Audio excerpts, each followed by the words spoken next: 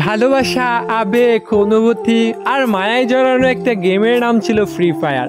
একটা সময় ছিল অবসর সময় কাটানোর জন্য আর বন্ধু বান্ধবদেরকে নিয়ে আড্ডা দেওয়ার জন্য সবচাইতে সহজ মাধ্যম ছিল এই গেমটি। তবে কেন জানি এখন আর এই গেমটাকেই আর ভাল লাগে না। এখন কেন জানি গেমিং উইথ তালহা আর ফোরেক্স তাহমিদ ভাইয়ের ফানি ভিডিও দেখে আর হাসা হয় না।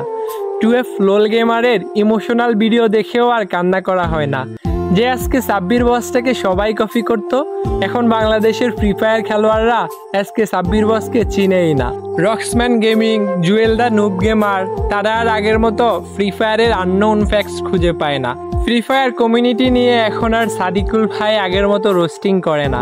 প্রো রুবেল আর বটলা নাহিদও আর এখন একসাথে গেম খেলে না। যেই নাইম আলম ভাইকে পুরো বিশ্বের মানুষে চিনত MP40 লিজেন্ড হিসেবে, সেই নাইম আলম ভাইকে এখন আর গেমে দেখা যায় না।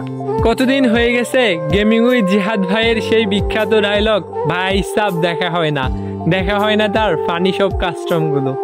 যদিও এখনো মিস্টার ত্রিপোলার ভাই, ইটসকাব্য ভাই এবং গেমিং উইথ তালহা ভাইরা নিয়মিত ভিডিও ছেড়ে ফ্রি ফায়ার কমিউনিটিটাকে বাঁচিয়ে রেখেছে, তবুও সেই পুরোনো দিনের ফ্রি ফায়ার গেমটাকে অনেক বেশি মিস করি।